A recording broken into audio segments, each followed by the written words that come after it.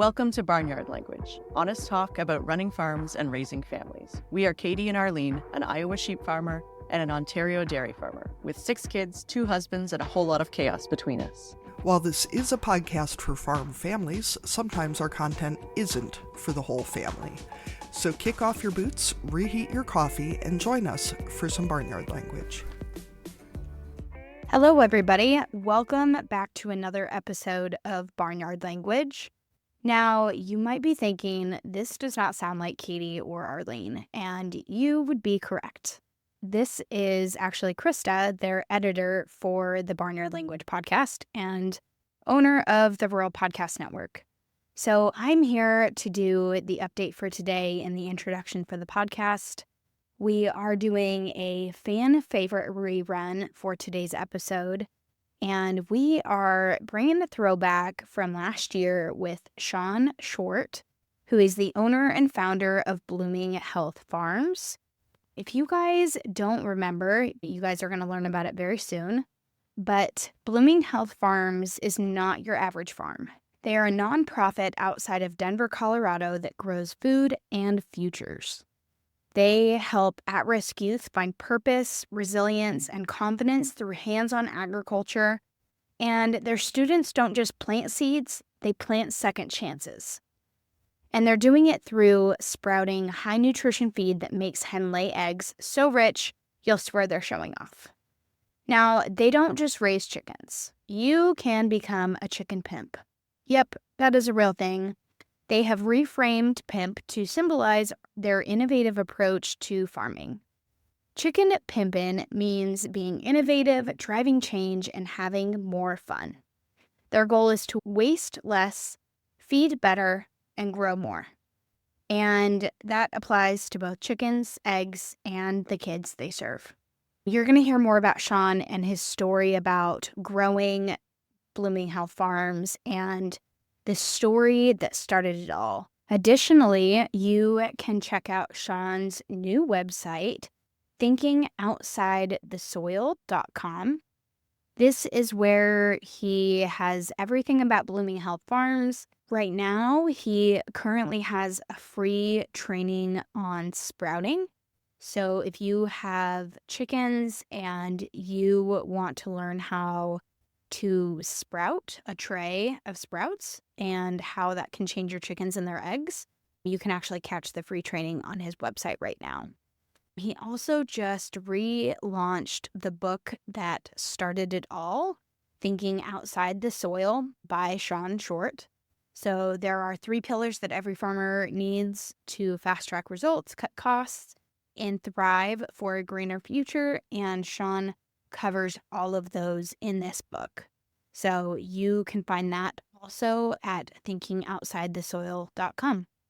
And with that, I hope that you enjoyed this episode. And I also want you to know that Katie and Arlene are doing great. Like they mentioned last week, in case you missed it, they're taking a couple weeks off with Arlene's family and Katie in lambing season. So I offered to jump in and do the update for this week. So I'm sure that they would love and appreciate if you guys popped into the Facebook group on Facebook, Barnyard Language, and maybe sent them some well wishes or just sent a little check-in post. So with that, let's jump right in and hear Shawn's story and how Blooming Health Farms got its start and where it is today. Enjoy. First guest from Colorado, so thank you to Shawn Short, who's joining us today. And Shawn, we always start our interviews with the same question. So this is your intro to our listeners, and we always ask, what are you growing? So that can be crops and livestock and businesses and kids and all kinds of other stuff. So what are you growing, Shawn? Thank you for having me here, Shawn, with Blooming Health Farms. We say we're growing food and growing people.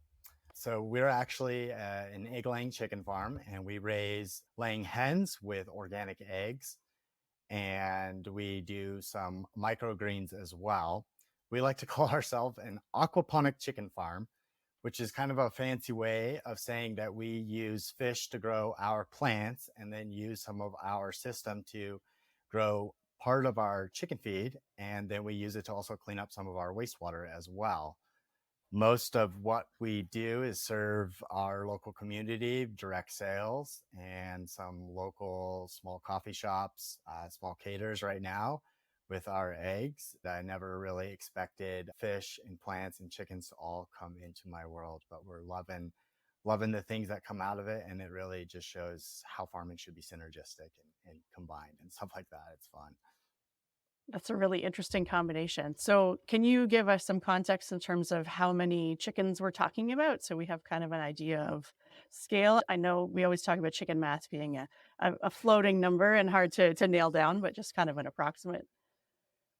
Yeah, chicken math is a crazy thing. Right now we have 65 laying hens. I have a breeding flock of about a dozen with a Buckeye male and an Australorp male, and then we're breeding those two breeds. And I have about 300 young pullets in a brooder getting ready to join our flock and expand ourselves out to about a 350 layer capacity this summer. So we're expecting to really ramp up our egg laying production. We like to consider ourselves a small scale homesteading type operation right now. So, I'm guessing being in Colorado that a lot of this is undercover. Kind of how much space does it require? I'm guessing there are greenhouses or facilities. Like, what does that look like in a physical sense? Yeah, so here we're in northern Colorado on the prairie. So we definitely have multiple seasons, and our chickens are on a free range system. We have them in a coop that's got both their laying or nesting boxes and their roosting area. And then we have about a 6,000 square foot yard right now that's fenced off to protect us from predators. So, Sean, I'm wondering if you get a lot of bird predation, like birds predating on your birds, not yeah. We've had some losses here with hawks and eagles and owls and what your biggest predator pressures are there? For context for your listeners out there, Greeley sits in the Central Flyway here in Colorado. So we have a lot of birds, just in general, a lot of migratory birds. And then we are also between two major rivers, between the Platte River and the Poudre River. So we have a lot of birds that live on the river, a lot of fishers, a lot of those raptors out there that will fish. So we have a concern of mostly here with hawks, are our biggest aerial predators. Um, One of the things that I do actually for aerial predation and aerial protection is I've incorporated Chinese swan geese onto our property on the edge of our flock. They're not actually in the yard or anything like that. Those geese are actually extremely observant and keen to all of those aerial predators, and I've watched them. So that is one strategy that we've used. Now, on a second level, for predation, I mentioned that we have a protected yard, so we use welded wire fence and chicken wire, the heavy gauge stuff, and then usually do a couple inch down deep barrier just for the quick digs. And so we have that as the main barrier, and it's about a 7-foot fence. We do have a family of coyotes we've heard going up and down the tracks. I've seen the coons, or the raccoons, I've seen the foxes. We've actually seen bobcat and mountain lion as well, tracks down in our area. So those are big concerns with us. Now the third thing that we've done, as I use these devices called Night Guard solar predator controls, and yeah, it looks like you guys might be familiar with those. I'm a raving fan of those. I think that those are one of the greatest things. I put them up on my coop. I have only 4, and I've put them at the ground level for concern of the ground predators. And since we've installed those, I've seen no evidence of predation. And so for the listeners out there that might not be familiar with these devices, they are a device that you can put on a livestock area or in your gardening area that mimic predators being in the area. So essentially, it's a little box that blinks a red light, and it tricks predators into thinking that there's uh, eyes that blink as if you're illuminating a predator's eyes. And so the predators think, oh, somebody's in there already hunting. So those big strategies there we've had. So we've just really leaned into some of those things and those learning lessons from those predators and stuff like that. That really leads well into our next question. So you got us there pretty easily. So when you're talking about learning and learning lessons and how you started into chickens, what is your background when it comes to agriculture? Were you someone who grew up in an agricultural area or on a farm? Were you first generation? What's your ag story? I am a first generation farmer, I would say. So I grew up in a I grew up in a very prolific agricultural area. Weld County, Colorado has a very robust cattle and potato and onion industry, and there's a lot of other crops. There's probably a list of like 24 things that we've got going on. Yet I grew up in kind of a suburban, poor part of Greeley, Colorado, and I actually decided to try to grow my first pot plant when I was a teenager. And I did a terrible job. I tried to do it like under the stairs so my dad couldn't see. And, eventually he found out. And I remember looking at pictures and you can just see this big smile on my face, but you see this really, really spindly, poorly grown plant. And in that moment, I was like, I got to learn how to do this better. So I started reading a bunch of different hydroponic books and stuff like that. I came across this picture in a book of a hydroponic tomato at the Epcot Center. And as soon as I saw that, I was like, wow, we should be growing food this way. And it started getting me thinking about hydroponics, and it started thinking about all these different ideas and stuff. I recognize here in Colorado, we have a lot of seasons, and it's going to require some different strategies if I wanted to do hydroponics and stuff. So it started leading me into finding out about, greenhouse technologies and the cheap ones, the expensive ones, and all of the different things. And it ultimately led me to taking this class where I met a guy that was teaching about aquaponics. And he shared with us that he was trying to find a way to feed his family. And his wife had heard about this really clever way where you could use fish to grow plants. And it was a really closed loop, healthier ecosystem than traditional hydroponic systems that we were learning about. And at that moment in time, I think that was when I had that first aha, oh my gosh, I want to be a farmer. I want to start a tomato farm. I want to grow fish. I want to grow really good tomatoes. And this was a period in my life where I wasn't in school. I had actually failed failed college a couple times prior to this kind of aha moment in my life. I decided, I was like, I got to get back into school and understand this stuff. And lo and behold, I ended up finding myself enrolling at the University of Hawaii at Manoa, and went to go off and study to be a fish farmer. Well, the gentleman that I was studying under to become a fish farmer, my first job was feeding fish. So it wasn't until I was like 25 years old that I had my first real exposure to agriculture. And I had to go all the way across the Pacific Island, far away from where we're doing really great things here, to even really be like, oh my goodness, I want to be a farmer and go off on this. And a lot of the work we did out there was research and extension work. It's influenced a lot of who I am today. And I never expected to take some of those things that I was thinking then and to start a nonprofit business, to have chickens, and to be growing food and to be growing people. Everyone has an origin story, but some stories hit you in the heart. And the story behind one of our past guests is totally one of those. It all started with a young kid named Kawani. Yeah, Sean, the chicken guy short of Blooming Health Farms, didn't know he'd be a chicken farmer or that he'd be teaching you how to turn your flock into a business. It began with Kawani, a kid stuck in the court system who needed a second chance. He joined Sean at Blooming Health Farms to turn his life around. One day, Sean showed Kawani how to sell fresh eggs at a local market. As Kawani started selling those eggs, Sean saw the real power in what he was doing. It wasn't just about the eggs. He was building skills and getting respect from the community. That one small act of selling eggs transformed his life.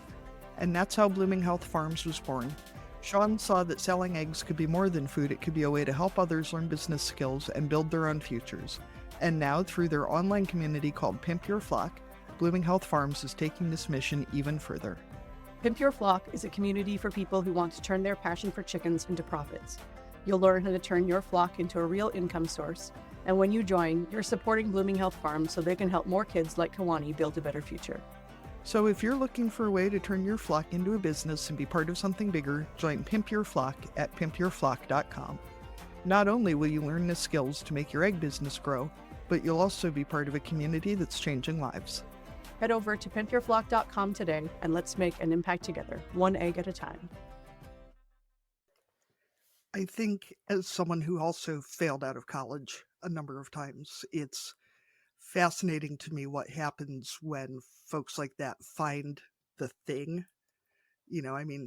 Obviously, it's not that you're stupid because, you're obviously not stupid and you were able to go and complete a degree and do the thing, but you have to find the thing first. I really struggle with the fact that we expect 18-year-olds to know what they want to do with the rest of their lives, and to have found their thing by 18 is kind of, And to even know what things are out there is such a big piece of it, right? Because, what we see in our local communities are not all the things. We don't even know a fraction of all the things that are out there in terms of the potential for what we can be doing. That's one of my favorite things about doing the show is finding out about other people's things, because I still find out about new things that people are doing all the time. And it's fun. So when you describe your business as an aquaponic chicken farm, it was making me, I was picturing like chickens like hanging out in the water like ducks, but I know that that's clearly you described your chicken situation, so that's not the case. So can you explain a little bit, kind of create a picture for us about what the hydroponics side of your business looks like in terms of, I guess just paint a picture for us, because we're not a visual medium, obviously, but describe what's going on. I have a property in Greeley, Colorado. It's a house on about a quarter acre. It's a 9,000 square foot house. And I have slowly converted it into a aquaponics and hydroponics farm, as well as what I would call an urban homestead. So we have a house that's got an attached garage, and we have converted this garage into a vertical hydroponics system. So inside there is a 250-gallon fish tank that has about a dozen fish the size of a dinner plate. And these fish swimming around in this water are doing like what cows do or what like sheep do, and their poo goes into the water. And we use that water to water our plants. So we actually have a pump that will pump all of this water throughout this garage. Now, if you can imagine, there's a fish tank sitting in the corner of this garage, and there's a pipe that comes straight up out of the fish tank up to the roof, and then it travels along the roof all the way to the opposite side of the room. And that water will gravity feed down into what look like bunk beds. So we have what would be a triple bunk bed of plants. These bunk beds are filled with different things at different times. Currently, right now, we are growing tomatoes. I mentioned earlier that I love tomatoes. I breed a super sweet cherry tomato, and I'm working on getting it to an heirloom status so that I can patent it. Currently, right now, we're only growing tomatoes and duckweed. So in this garage, all of this water that's flowing from this fish tank across the roof and then down with gravity through these bunk beds is recirculated back into the fish tank. The garage is completely enclosed. There's one skylight that brings in some natural lighting, and then we have artificial grow lights. We use relatively inexpensive LED grow lights that work fantastic to grow leafy greens that do the vegetative states of plants really well. So, artificial lighting in a hydroponic setting is trying to mimic the sun. And one of the challenges that we have in a hydroponic industry is trying to do what nature can do so well. And LEDs offer a way to use technology to really try to mimic that light. So our lights are what are known as full spectrum lights. So they try to mimic the full color of the sun in order to grow those plants out to full. So what's really neat about our hydroponic system is that we're able to produce plants year round, which is a very, very attractive aspect of hydroponics to many producers out there when they look to incorporate hydroponics, is that you're able to control the growing cycle in different ways. And there's a lot of different ways. This is just one way that we're doing it right now. But outside on our quarter-acre property, we also have a garden. We have an area where we have 3 or 4 different gardening beds that we rotate through, and we'll plant some outdoor crops. I use some of the gardening space currently to do education, to do STEM education with the community service kids that we're currently serving and some of the youth that we've been able to help. I find that agriculture and gardening in and of itself is a really great proxy, a really great, subtle way to talk about sciencey things without people really thinking that they're getting a science education. And I have found, as I've been working with youth, and especially youth in our educational systems here, that they're not getting a holistic viewpoint of some of these things. And gardening or science or aquaponics or chickens or these things that we're doing allow them to make associations that they never would really expect. Podcasts are free to listen to, but they aren't free to create. Katie and I would appreciate your support as we work to build the Barnyard Language community. Patreon is an easy way for you to make a contribution that goes directly to making the show. As a member of our Patreon community, you get to watch the video version of our weekly updates, complete with questionable hairstyles and clutter. With 3 levels of support, you can choose a tier that works for you.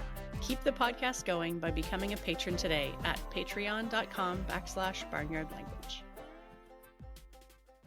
So, Sean, talking about the selling this idea to more folks, as someone who, I don't know if you've seen the hydroponic tower at Chicago O'Hare Airport. They have one. It's a cool looking thing, but it's big.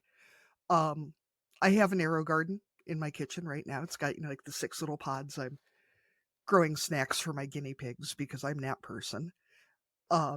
Trying to figure out how to scale it. They eat a head of lettuce every day, and I mean, it's totally going to cost me more to grow my own than it cost me to just go to Aldi and buy it. But I wouldn't be who I am if I was the sort of person who wouldn't prefer to grow my own rather than buying it. How do we make, especially the smaller scale production? Because I can grow a shit ton of basil in that arrow garden in a space the size of my coffee pot with one little LED array, and it's very straightforward. How do we make it more than a curiosity for folks to be growing their own this way? Especially, I live in northern Iowa. Arlene lives in Canada. We live in places where green things in the winter is not super straightforward for most folks. So how do we get this into people's hands and into their homes in a way that is approachable but also produces enough food? My 6-pot arrow garden is cool, but it's certainly not in any way replacing anything besides my winter basil needs. So I living in a traditional agricultural area where we have a lot of soil-based agriculture, and we have seasonal agriculture. I recognize that there's some interesting aspects that I'd love to just kind of touch on for sure. So one thing that I recognize with hydroponics is that it's unfamiliar with the consumer. So the consumer is not familiar with the concept of what it means to grow plants. And so how we grow that food in and of itself, I think, is the first conversations that we really have to focus on. And shows like this and others out there that talk about agriculture are the first, I think, step to talking about how things are, how things else can be out there. Consumer awareness that these things exist and are opportunities, talking about the benefits of this stuff. So I think the first part really is to start having the awareness on the fact that these things are being done, that they are being done in popular places like at Chicago O'Hare, and then focusing on the technologies that are actually, I would say, working at that commercial scale. There's a company called Gotham Greens. I'm not sure if you guys are familiar with Gotham Greens. They have started to really make a name for themselves in the industry as a hydroponic supplier of leafy greens at major grocers. So we're seeing Gotham Greens in those big box stores. So they're starting to make a huge mark in the market. So I think that it requires people like me who shout from the rooftop to say, go out and buy these products and produces that these companies are making out there, and taste them. Tell us what you think, talk about them, tell your friends about them. What I believe is that they will start to understand that there's something different. And I think it's that first intrinsic aspects of it that will be real impactful at first. Arlene, I saw you raise your hand, but I'm jumping in here before we get sidetracked off onto something else. I'm just picturing as someone who lives in a place where our Walmart sells those basil plants in the pots, and even if they look edible at the store, they're not going to be within like 3 days at home. I don't know what it is about them, but they just, bleh, you know. And we do have some fresh herb production that I think actually is hydroponic in Iowa, so they put them in little clamshells and they ship them. And no matter how nice they look when they leave the greenhouse, by the time they get to Decorah and they've been on the rack at Walmart for a couple days or blah. But picturing what it would be like if you could have a hydroponic tower in a grocery store with plants growing, and you could just pull the whole pot out, take it home, put it in your smaller Wingledinger at home, and just, because at home, I think it's cool to watch them sprout and grow, but you do have that time gap between when you start something and when you can eat it. And if you could just go to the store and buy a tomato plant that's blooming and bring it home and pop it in, and 3 days later you'll have tomatoes. And how cool that would be, even if it's not really replacing a substantial amount of your food production. My kids are fascinated by the Arrow Garden because it's doing something, you know. And my daughter loves cutting the salad for the guinea pigs. She, takes her little scissors and cuts off plants for them. Okay, now Arlene, I'm sorry. I was just thinking about the way that we as humans think about food production and what we want it to look like, and how you overcome that piece of people thinking that hydroponics is maybe too sciencey looking and doesn't look like the way we think our food is being produced. I mean, we all know, those of us talking here today and probably those of us listening know that there's a ton of science involved in all the food that we eat. But I think so many consumers just think it just pops out of the ground, or you just, nicely ask the cow for their milk or whatever they think is happening, that the vision of how the food actually arrives and how it's being produced doesn't always match. And whether people have that same, kind of feeling about how their food is being produced when it looks more scientific. And I don't think that that's good or bad, but how consumers feel about it is a big part of what they buy. Arlene, that's a really good point because I've never seen a children's book that has, old MacDonald there on his hydroponic farm or raising fish or even animals inside barns a lot of times. And yeah, I've even got my overalls on today, but yeah, humans do like dirt, tractors, and overalls. That's what we That picture. there's an opportunity for me. I think I need to write an aquaponics children's book here, guy. I would buy that book for my kids because they would be excited about it. yeah, that's right. That's Arlene, we should hook them up with Arlen and the fish people we had on in Canada. Hey, maybe we need to get offline and collaborate here.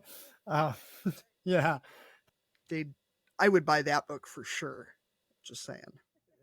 I love also kind of bringing up the perspective, or at least the idea of having something in the grocery store. I know in my mind I have a few different concepts of introducing hydroponic systems to some of our local schools. And what's really cool is they've got these shipping containers that they've turned into hydroponic farms, and they're very modular, and you can put them almost anywhere, and have some scalable version of a vegetable farm. They also have like gourmet fish farms, and then I'm personally working on one for chickens. And so having these things available for these grocers or these schools and stuff like that, it leads me into really advocating for this idea I've thought about a lot. Is I think we need to start decentralizing our food system more so than we have in the past, where we went towards centralization. I think especially now with the with the advantages of all of these technologies that are so easy, the precision agriculture technologies across the board in our industries, give these small scale farmers so much advantages to using these things. So I think being able to really integrate a more decentralized version of hydroponic agriculture into our communities might be one way to really start making an impact. Going back to the market garden version of farming that really has, sustained a lot of our farmer market industry and stuff like that. I think that having, and then at a second level, putting in these systems in those places where those people uh, shop, so they can actually see these things, to help bridge that visual gap of whatever it may be, or whatever like that. um I think that I, would be a really neat idea to start seeing some of that stuff out there. I think, especially now that this is just turning into a brainstorming session, the number of folks in the Midwest, and I think through food production areas throughout North America, and I'm going to assume probably fairly globally in most developed countries, at least, the food deserts that we live in the richest agricultural land in the world, and people can't access fresh food.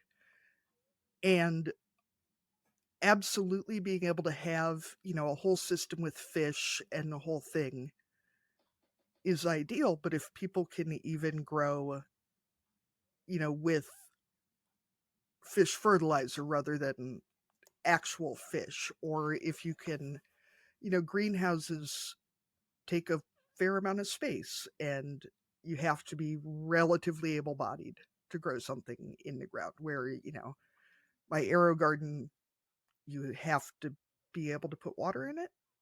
I mean, it's a pretty accessible system, so even if you could put a hydroponic space in a church or in the public library, because you could scale it to have a lot less demand for Yeah. personal knowledge and experience from the farmer, that it can be very modular and very, put the pot in, put a seed in it, wait, food, and that could really open up some avenues for folks.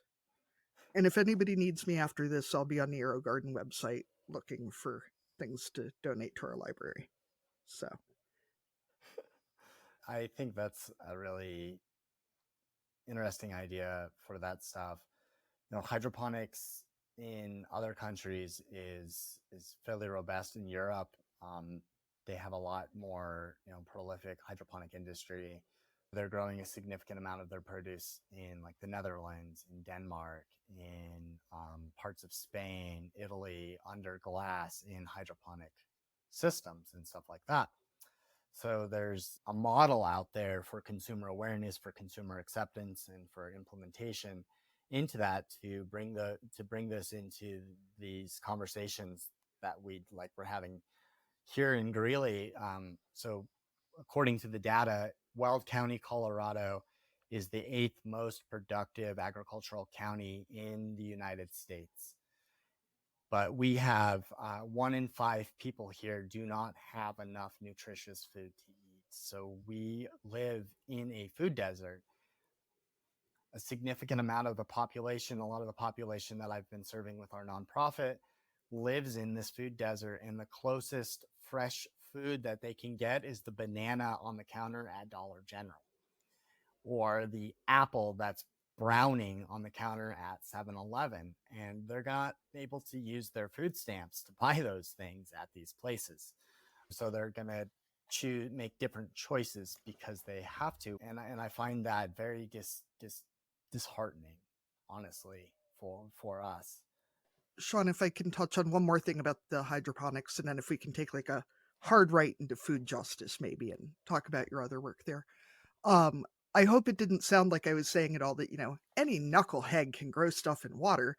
But, when you're talking about something where you're not dealing with soil types and diseases and weather and droughts and flooding and pests and all that other shit and huge equipment and, your ability to make it accessible to more people seems much greater with hydroponics and that system. And as someone who also, the town I lived in before I moved up here and met my husband also has a JBS plant and faces a lot of the same issues that it sounds like Greeley does. So if you can tell us more about what you're doing with all these hydroponics and with your community work, because that, as an Irish Catholic woman raised by, descended from immigrants, I feed people. That is my thing. I spent 20 years working in restaurants. Feeding people is my thing. And the idea that we have people working in processing plants, processing food in these incredible agricultural areas, and then eating browned apples from 7-Eleven it's offensive. It is personally offensive. So let's talk about how we can fix all of that. Would be great. Are you a farmer or butcher ready to master direct-to-consumer marketing and meet success? The team at ChopLocal is standing by ready to help. Sell your meat on the ChopLocal marketplace. Check out all their free meat marketing educational resources at ChopLocal University. Hire the team to help you out or tune into their new podcast called Meat Success. And remember, there's more than one recipe for meat success. Let us help you fine-tune yours today at ChopLocalUniversity.com.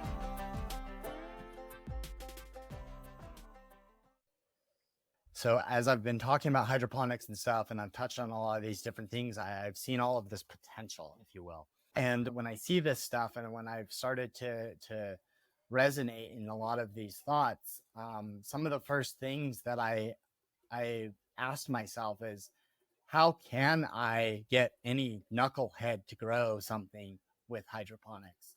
Because I really do truly believe that we all should be able to have more security over our food, have more control over what we eat. Food, I believe, is a right. I believe that what we put in our body sustains us. And if we don't have good nutrition, we can't be functional humans in our society. We can't think, we can't grow, we can't evolve, we can't love like we should. So I built this farm and I built this business with the idea to be able to grow food and show other people how they could do it. Here at Blooming Health Farms, we're trying to help people who want to take back their food, and I'm trying to help people who want to be homesteaders get a really good product from their chickens. So one of the aspects of your nonprofit is also working with youth, like you mentioned. You were talking about a specific example, but I know that you are also working specifically not just in teaching people, but working with youth who have been involved in the justice system Yeah, at different points in their life. Are you willing to talk about why that's important to you on a personal level? yeah, absolutely. Blooming Health Farms, our mission is to empower at-risk youth that are involved with the criminal justice system through agricultural entrepreneurship to give them life skills and provide mental health support. So our mission was developed because I used to be one of those individuals. One of the biggest challenges that I had in life was that I loved to drink. I was an alcoholic for a long time in my life. I had my first drink when I was about 17 years old. It consumed me, and it took a huge chunk of my life where I spent a lot of my time looking for answers at the bottom of a bottle, trying to escape from all of life's challenges. I failed out of community college the first time because I was still a professional alcoholic. And my drinking career actually led me to making a lot of poor choices that got me in trouble with the law a lot. And I would find myself in jail over and over and over and over again. And I joke now, and it's not funny in and of itself, but I tell people that I've had more mugshots and metal bracelets than I have toes and fingers. And unfortunately, it's true. But during those times of darkness, I got to be around individuals that were similar to me, that were like me, that were struggling with other areas of their life. And I got to have a lot of um, personal and deep conversations about other people's mental health, other people's family lives, other people's challenges, their struggles, those instances and moments in my life that started to really impact who I am today. So right now, as of recording, it's 2024, and about 7 years ago in 2017, um, I took my last drink, and it was a very transformative experience. Uh, it was Easter 2017, and I got extremely drunk at a family Easter dinner and got in a fight with my father, with my aunt, and a bunch of other family members. And my father asked me to leave after this big fight. So I left. I went to the liquor store, and I ended up falling asleep at a park and living there for a few days. I later learned this information after reading a police report that I was living underneath of a tree at a local park, and the local police officers came to talk to me and do a wellness check on me to see if I was alive and okay. And they called the paramedics. So the paramedics came, they tried to take me to the hospital. And in that moment, I guess I became combative and they took me to jail. I remember waking up in jail and seeing an individual that had this metal badge on his chest. And I asked him, I said, "Officer, what's going on?" He said, "Hey, Sean, you're here because you assaulted two Greeley police officers." And I immediately lost it and started bawling and crying. And I thought that I was going to live in prison for the rest of my life, and I didn't want to do that. So I actually tried to commit suicide while I was in jail. It didn't work. And it was at that moment that I promised myself and told myself that I would do whatever it takes to be a better man, and resolved that I would spend the rest of my life in prison, doing whatever it took to not let others get to where I was. It would be my mission in life to prevent other good people from making the bad choices that I made and in prison. And it was the experiences that I had in my past from being a drunk and being in and out of jail, and these conversations that I'm currently talking about, that started to transform my idea of how it was that I needed to help other people.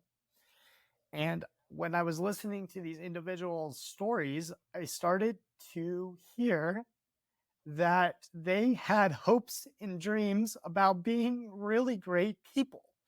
They wanted to accomplish things, they wanted to love their families, they wanted to live life. And they were stuck in this room, in this white brick area, like me, unable to fulfill those dreams. So I spent a lot of my time outside of having conversations with trying to understand my legal situation. And I dove into all of the statutes and the ordinances and the laws that were related to my history, my criminal history, and my current charges at the time, so that I could try to live a better life than one in prison. Well, while I was doing all of this research, I got to learn a lot about the law. I learned a lot about my situation as well. And I actually was given a probation sentence called a deferred probation sentence, which means if I did everything they told me to, I wouldn't get these charges on my criminal record. I was offered this deal to do probation, and I showed up and I did everything that I was supposed to.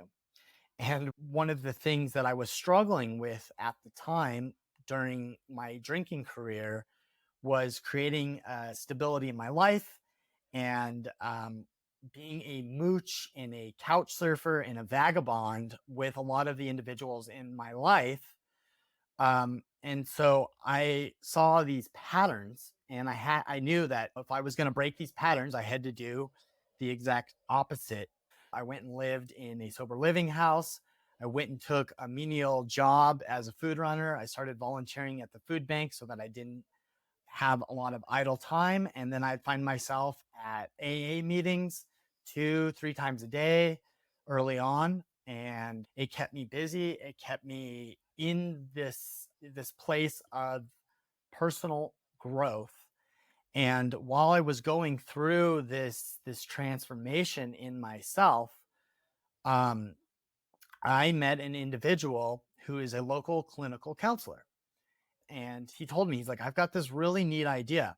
He goes, when I was in grad school, I had heard about this prison down in Canyon City, Colorado, that was using an agriculture program. And he goes, yeah, what's really neat about this farm is that the prisoners that are working this program, that when they're released, they're finding that they're not coming back to prison like the other prisoners.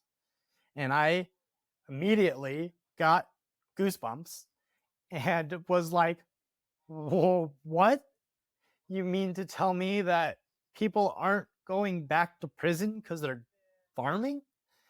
And he started to just tell me a lot more about what he had learned in graduate school. Then he goes, oh, yeah, and I don't know how to do any kind of farming. And in that moment, I go, well, hey, I just graduated college and I've been helping farmers in Hawaii learn about some of the stuff you're talking about.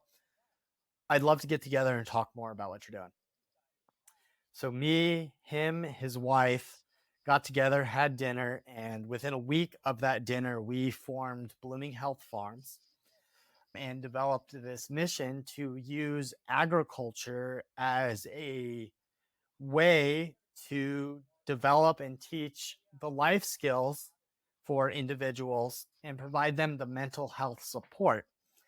And we wanted to focus on the youth in our community for a few different reasons. Here in our area, we are the third highest youth crime rate in the United States. And I started to think about my conversations with people in jail, and the common thread among the individuals that I talked to was that we all started what we were doing at a very young age, and that pattern continued and compounded until we found ourselves in a dire situation that was probably inescapable at that point. And so we wanted to focus on kids because we could probably break that pattern quickly because they hadn't established a history or a habit of doing things that were not healthy for themselves. And I had this experience working in a really novel and neat aspect of agriculture. Ryan had this experience working in, his background was with vocational rehab, crisis therapy. So we wanted to combine our skill sets to transform and transmute these individuals into functioning members of our community so that we could break this cycle, but help improve our community. So early on, we actually started working with some of Ryan's private clients. They needed to fulfill some aspects of community service for their court sentences.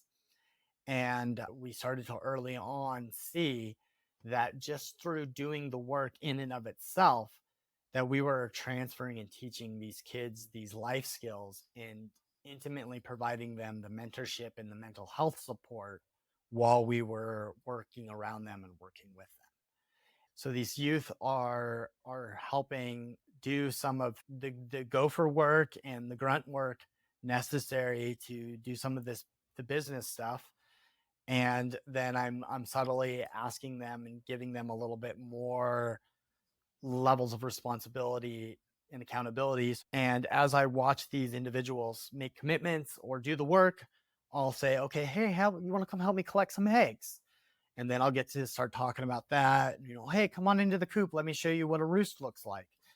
And I'll start to just bring them in without asking them to do a lot of work. And then it allows me to do a lot of observations and assessments and stuff like that. Sean, I want to stop you for a second.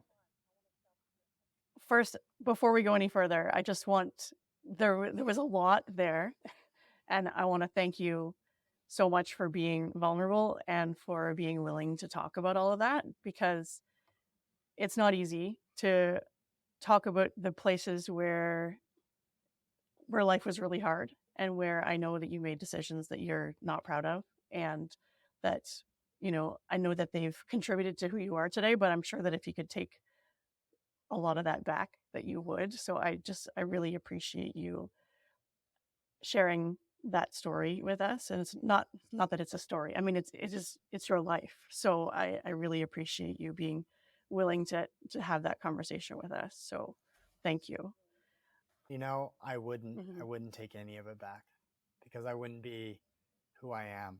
So, but it is. Thank you for letting me share that. Thank you. I really appreciate it. I wanted to say to Sean, a lot of the brightest, most creative people I know have had some of them, some substantial run-ins with the justice system. And the thing that seems to be a common denominator is that they're very bright and they're very determined, and very creative. And it takes a substantial level of determination to get in that much trouble for most people. And a lot of them have found some really creative ways to get into more trouble than the average person would. And I was reading your book and, talking about, at the beginning, you were talking about the business plan that one of the kids you were working with had come up with that was, if we can make this much money off this many chickens, we could make more money if we had more chickens. And how much we gatekeep things like having a business, where that's a totally valid business plan. And if we can redirect, especially these young people who have maybe had the chance to go through the justice system once or twice instead of spending, 20 years going through it, um, towards using that creativity and that persistence and that curiosity seems to be the other sort of defining factor for a lot of these, at least a lot of the folks I know. What happens if I do this? What happens if I do this? Like in farming or like physics experiments or cooking or whatever, cool. If you're talking about drug usage or breaking into people's houses, less cool. But it's same brain functioning, right? Exactly. Yeah. Be able to redirect that. Oh, it's the same brain, but it's like that was it Spider-Man, that with great power comes great responsibility, that you got to channel that towards something less likely to end you up in front of the judge, hopefully. The way that you talk about all of the different things that led you to where you are today, it does seem like all that creativity and passion and determination it all intertwines into your work. So we are a parenting podcast, I think and one of the things that has come up for me as you've been talking is I feel like you have a really unique perspective for any of us or us as hosts or listeners who maybe have young adults, teenagers who might be going down the wrong path or are doing things that we're concerned about, or their friends or, other young people in our lives that we're worried about. Do you have any insight into ways that we as parents or adults in those young people's lives can help them to channel their energies into productive and positive ways so that they don't get themselves into trouble? I think that at the back of all of it, we must all remember that we've all been kids. We've all had an experience of being one and being around them, and we need to be able to sit and be aware that we can reflect on those things and they exist in our lives. Because I think often we forget that we were kids and we made mistakes and we had fun and we had not fun and we had dreams and we got hurt and we got scared and we had all of these things that happened on. And I think that oftentimes kids, being very impressionable individuals, take what adults say with a lot of weight. We are a product and a sum of everything around us. And as kids, we're sponges. We take in everything all the time. And I've done it myself personally, and seen others, individuals out there, when kids say things or do things, some of our first natural inclinations is to make a definition about what's going on, define it in our perspective. And once we start to define things for kids from our limited perspectives, we start to develop a framework that they live in. And I think some of the things that we can do as adults is, first, don't give an answer right away. Take pause in the interactions that we're having with our youth, with our kids. They look differently at young adults. But first and foremost, just kind of take pause and process and be aware that there's something coming out of their brain that's going to be new, novel, unique, or maybe you've heard it before, but it's there. And then we have our experiences of being kids, and within as much time as reasonably allowable, try to put those two together in that moment and letting them kind of come to some of those realizations. Has been really profound and impactful for kids, to let them start to understand the world and stuff like that. We have to be okay with being a youth at the different levels and engaging with them on some of their interests at a different level. I will play video games with some of these kids, the current cool video games. I've been playing Roblox and Minecraft with a kid. I don't know much about that, but we had fun. We build, we get to bond, we get to do these things in different ways. And as many of you out there may see in your world all over, we're so inundated with technology, and smartphones have consumed our lives. And our kids out there and youth, and me myself, I get trapped and sucked in to staring down at this little tiny digital screen. And one thing that I have started to explore and start to do is, how can I get them off of that? How can I get them away from looking at these devices as often as possible without it making it feel like I'm taking a security blanket away from them, or that I am not allowing them to explore something that actually has a lot of potential. So I don't want to negate some of those things as well too. Um, and so just being open and curious about those things. I know you mentioned it earlier, Katie, that curiosity is what really, I think, unlocks a lot of these aspects of these different things. And so encouraging us to, being in that kid mode, what is it I want to do that maybe I can go do with this kid that doesn't actually know what they want to do in life, and go explore some of those things. Thank you. Those are some really, really good things to keep in mind, and to think about all of our interactions, right, with our kids and our youth, to think about how powerful our words. Sometimes it feels like they're not really listening, but a lot of the time, just a little comment here or there can really make a big difference. So to be more conscious of our interactions with all the younger people, well, and adults too, with all the people that we interact with on a daily basis, is really good. Those are some really good reminders. Katie, I feel like we could talk for about a million years, but I think we should wrap it up.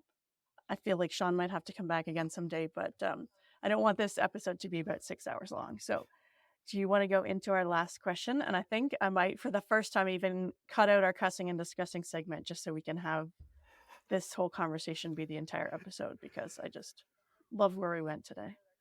We could make it a 15-part series, Arlene. All right, so Sean, we ask all of our guests, if we were going to dominate a category at the county fair, what would it be? And categories can be real or made up to ensure that you win. So we would dominate what I call chicken sprouting. I'm just picturing you like planting little tiny Little chickens, like the robin's eggs you get at Easter, and like boop boop boop, and then they would grow into bigger eggs, and then boop boop. I'm sorry. Now that we've gotten deep into how my brain works. Well, I think a better category name would be, I'd like to dominate the homestead chicken category. I believe in taking back our food, believe in taking back our sufficiency and sustainability. And I think that chickens offer all of that. And I want chickens in everybody's lives. So I've got to dominate the chicken category here at the county fair with getting chickens into your lives. Definitely. So we want to thank you, Sean, so much for joining us on the show today. Katie already referenced your book, and I've been listening to your podcast. So why don't you tell our listeners where else they can find out more about you and your farm and all of the work that you're doing? Come check us out over at www.bloominghealthfarms.com and sign up for our newsletter. I love sharing what's currently going on and some of the successes and setbacks that we've had. So at bloominghealthfarms.com, we've got a lot of the information about the different services and products that we have. So that's really the best place to come check me out. The other great thing that Katie and Arlene have mentioned is thinking outside the soil. My book that shares how hydroponic fodder is helping farmers save water, improve livestock quality, and helping us all become better stewards. That's available at thinkingoutsidethesoil.com. and also on Amazon in all of the different formats, whether you love to read, you love to listen, or if you like to look at it on your smartphone when you're in between doing your things. So come check us out at Blooming Health Farms and see what we've got going on over here. Thank you so much. It was great to chat with you. Thank you, ladies. It was great to be with you as well. Thank you, Sean. Thank you for joining us on Barnyard Language. If you enjoy the show, please support us on Patreon with a donation. Big thanks go out to our show editor, Krista Paffrath at the Rural Podcast Network. Please rate and review the podcast wherever you listen and follow the show so you never miss an episode. If you want to connect with other farming families, join the private Barnyard Language Facebook group. We are always in search of future guests for the podcast. If you or someone you know would like to chat with us, get in touch. Thank you for joining us on Barnyard Language. If you enjoy the show, please support us on Patreon with a donation. Big thanks go out to our show editor, Krista Paffrath at the Rural Podcast Network. Please rate and review the podcast wherever you listen and follow the show so you never miss an episode. If you want to connect with other farming families, join the private Barnyard Language Facebook group. We are always in search of future guests for the podcast. If you or someone you know would like to chat with us, get in touch.